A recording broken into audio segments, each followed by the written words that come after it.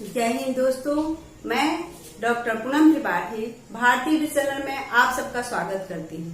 यदि आप net JRF MPhil PhD student हैं तो यह चैनल आपके लिए बहुत ही उपयोगी होगी, क्योंकि मेरे इस चैनल पर रिसर्च संबंधित संपूर्ण जानकारियाँ बहुत ही सरल भाषा में दी जाती है।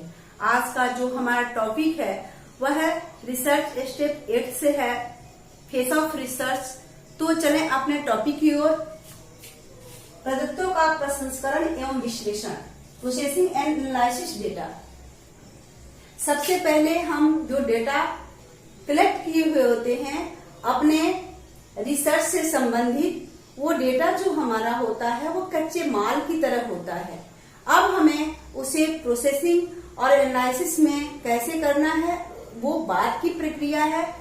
जैसा कि डेटा जो होता है अपना एक अलग उसका कोई अस्तित्व नहीं होता।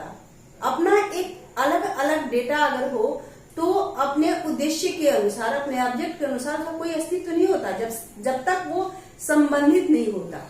जैसा कि आप समझ सकते हैं, यदि हमें खीर बनानी है तो खीर में सबसे पहले हमने चावल लिया, दूध लिया, शक्कर लिया या ड्राई फ्रूट जो भी है उसमें हमें डालना है वो सारे लिए, सारे मटेरियल के अंतर्गत आएंगे। सारे जो होगा हमने डेटा कलेक्ट कर लिया, सब कुछ कर लिया। अब उनको सभी जो है सब अलग अलग है तो उनका अपना कोई अलग अलग है। तो इसका कोई खीर से कोई अगर है, ये सारी सामग्री है खीर से संबंधित है, लेकिन अब हम उसे प्रोसेसिंग में जब तक नहीं डालेंगे तब तक हमारा खीर तैयार नहीं होगा।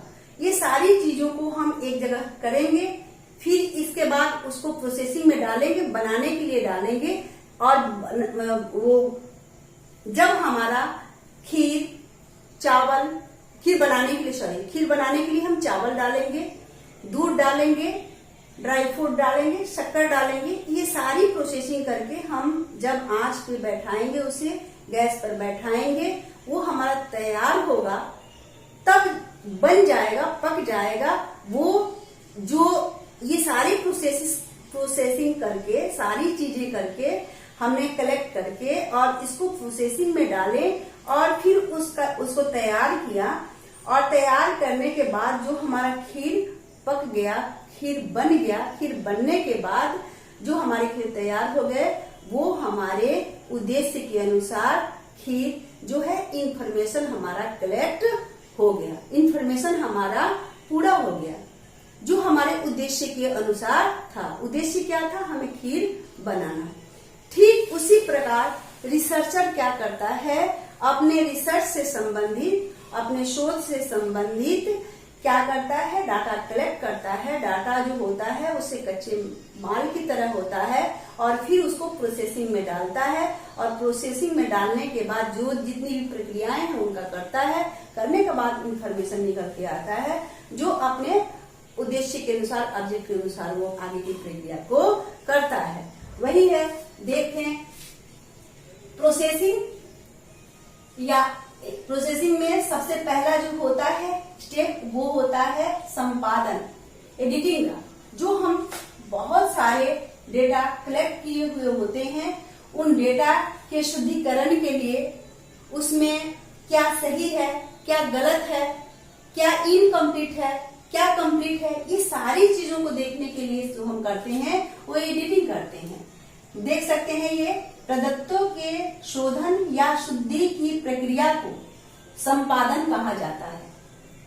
इसका मुख्य उद्देश्य प्रतिवादी द्वारा प्रदान किए गए, जहां से हम डेटा कलेक्ट करते हैं वहां की जो प्रदान की हुई डाटा कलेक्ट की हुई होती हैं वह गलत अनुमान, गलत वर्गीकरण एवं त्रुटियों की पहचान कर उसे कम करना तथा कोडिंग के लिए डेटा की गुणवत्ता में सुधार करना होता है। प्रोसेसिंग के दरमियान सबसे पहले एडिटिंग का काम ये होता है। इसके बाद होता है कूट लेखन, कोडिंग। इसको कोडिंग करते हैं। किसके अनुसार कोडिंग करते हैं? इसको कोडिंग में हम क्या करते हैं, यह शोध में किसी चर के मापन पर निर्भर करता है। जो हमारा रिसर्च होता है उसमें वेरिएबल्स के मापन क्या है, उसका मापन की जो प्रक्रिया है, किस माप पर उसको रखा जाए, उस पर निर्भर करता है। इससे यह सुनिश्चित होता है कि प्रदत्त गुणात्मक है या परिमाणात्मक, वर्णनात्मक या गुणात्मक डेटा में शोधकर्ता सभी साक्षात्कार की प्रतिलिपियों के माध्यम से चलता है, जिसमें लोग एक ही घटना को व्यक्त करने के लिए अलग अलग शब्दों का प्रयोग कर सकते हैं। उन्हीं शब्दों की पहचान करना है और उन शब्दों की पहचान करके हमें मॉडिफाई करनी है। इसके बाद देखिए ये प्रयोग करते हैं, परिमाणात्मक संख्यात्मक डेटा को श्रेणियों और प्रतीकों में परिवर्तित करते हैं, जिन्हें बाद में सारणीबद्ध किया और गिना जा सकता है। इसके बाद का जो प्रोसेस है वह प्रदत्तों का वर्गीकरण, classification of data. Classification of data में वर्गीकरण होता है। क्लासिफिकेशन ऑफ डेटा, सरल वर्गीकरण, सिंपल क्लासिफिकेशन और बहुसंख्यक वर्गीकरण, मैनीफोल्ड क्लासिफिकेशन।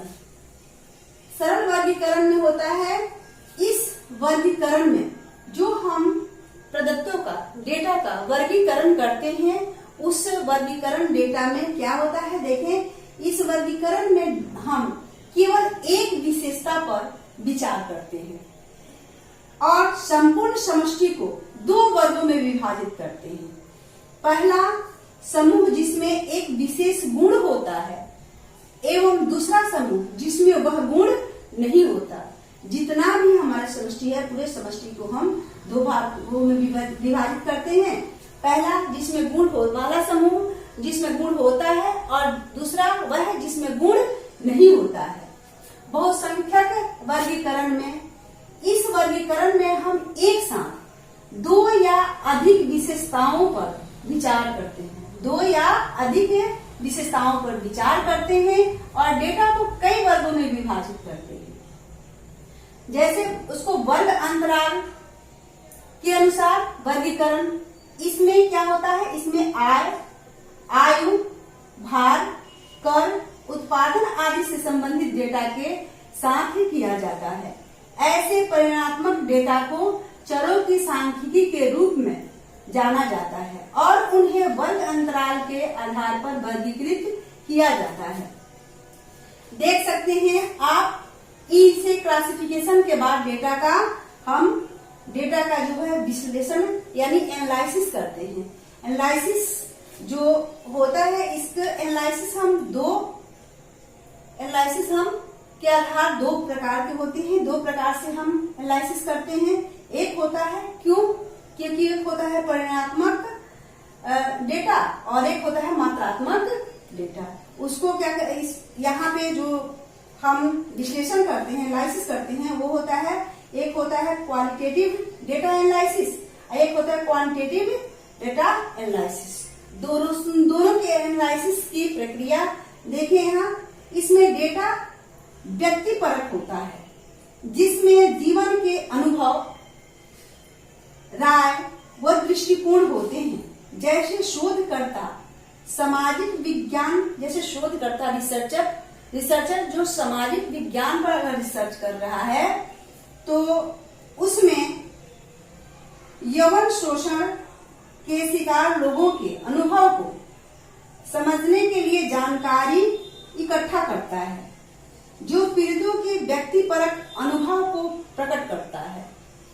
वे घटना, उनके दृष्टिकोण, उनकी भावनाओं आदि का वर्णन करते हैं, जो गुणात्मक होता है। यह जो विश्लेषण होता है, ये एनालिसिस जो होती है वह गुणात्मक पर केंद्रित होती है। इसके बाद है ये क्वांटिटेटिव डेटा एनालिसिस। इसके विश्लेषण में मात्रात्मक डेटा शामिल होते हैं और इसका विश्लेषण सांख्यिकीय साधनों के माध्यम से किया जाता है। यह संख्यात्मक डेटा पर केंद्रित होता है। इस तरह से एनालिसिस के हम दो तरह से एनालिसिस करते हैं। अब जो है ये प्रोसेसिंग डेटा एनालिसिस, इस टॉपिक के बाद हम अगला जो हमारा स्टेप है रिसर्च का, उसको मैं नेक्स्ट वीडियो में बताऊंगी और हम उसका अध्ययन करेंगे। तब तक यदि आप हमारे चैनल पर नए हो तो चैनल को सब्सक्राइब करें और लाइक करें। इसी के साथ जय हिंद।